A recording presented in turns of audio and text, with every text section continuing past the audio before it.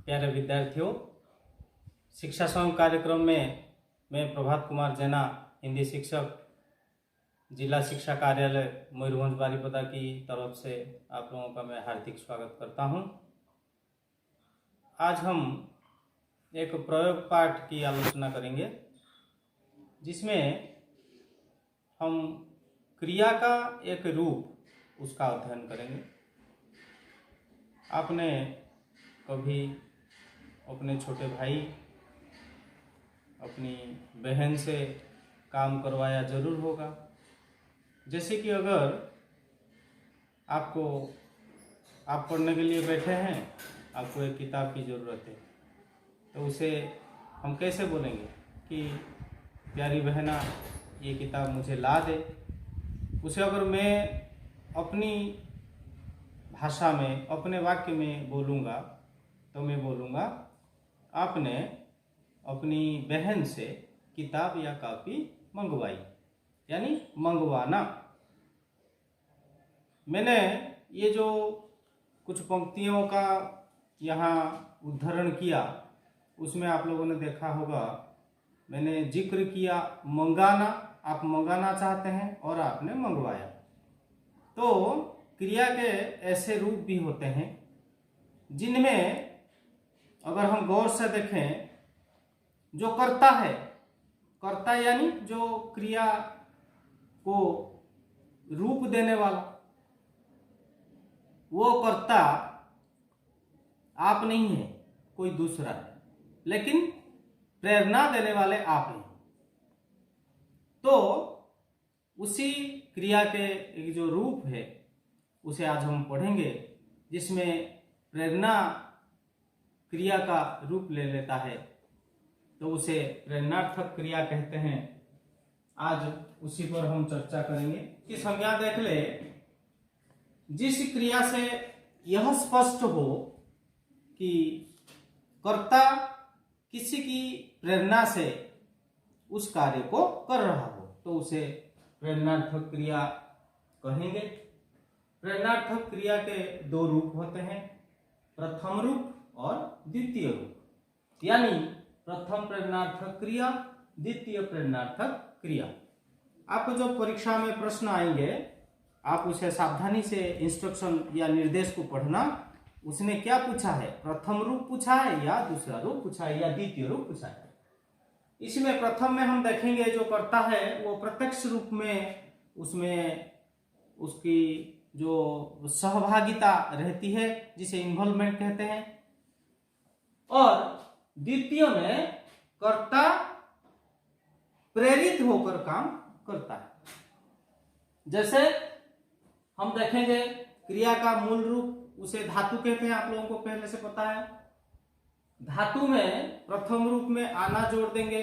जैसे एक क्रिया ले लेंगे दौड़ना, दौड़ धातु, दौड़ धातु में आना जोड़ देंगे, दौड़ धन आना, दौड़ाना, ये हो गया प्रथम रूप। दूसरे रूप में देखेंगे धातु के साथ वाना जोड़ देंगे, दौड़ प्लस वाना, दौड़वाना। तो उसे वाक्य में आप लोग प्रयोग करेंगे, अपने शिक्षकों के साथ आलोचना करेंगे।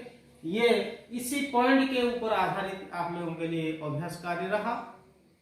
दूसरा देखेंगे कैसे प्रेरणार्थक क्रिया हम बनाएंगे, उसका नियम देखेंगे।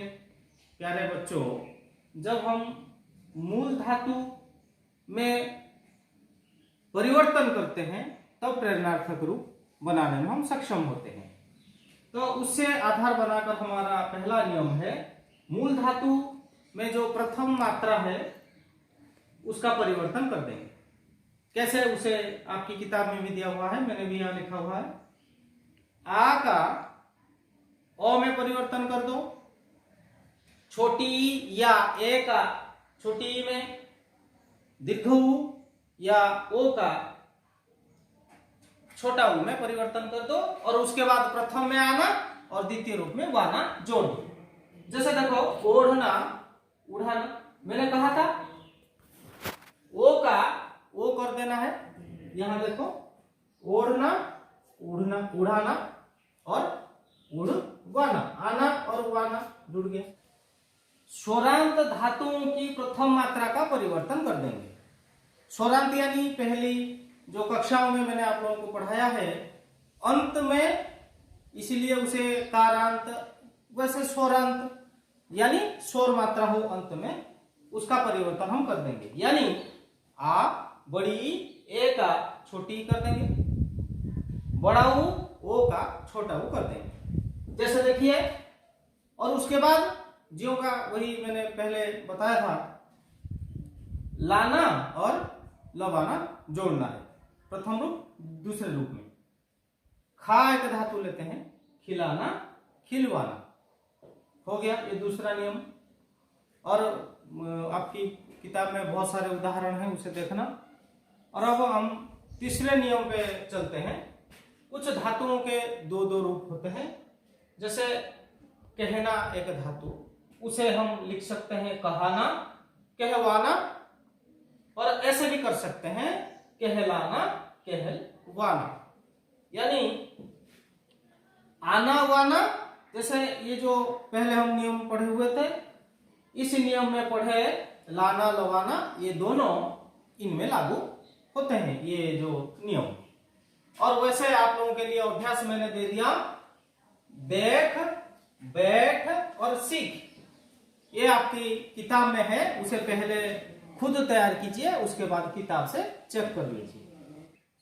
कुछ क्रियाओं के प्रथम प्रेरणार्थक रूप नहीं बनते, हमेशा दूसरे द्वितीय रूप ही बनते हैं। जैसे खेना, खोना, गाना, पीटना, भेजना आदि। एक हम ले गाना, गाना क्रिया का प्रेरणार्थक रूप होगा गवाना, तो वाना जुड़ गया, ये हुआ दूसरा रूप। इसीलिए इस नियम में ये कहते हैं कि कुछ क्रियाओं के प्रेरणार्थक प्रथम रूप नहीं बनते। दूसरा नियम देखें, कुछ क्रियाओं के कोई भी प्रेरणार्थक रूप नहीं होते, जैसे कि आना, पुकारना, जंचना, पाना, पछताना। और तो आज के लिए इतना ही।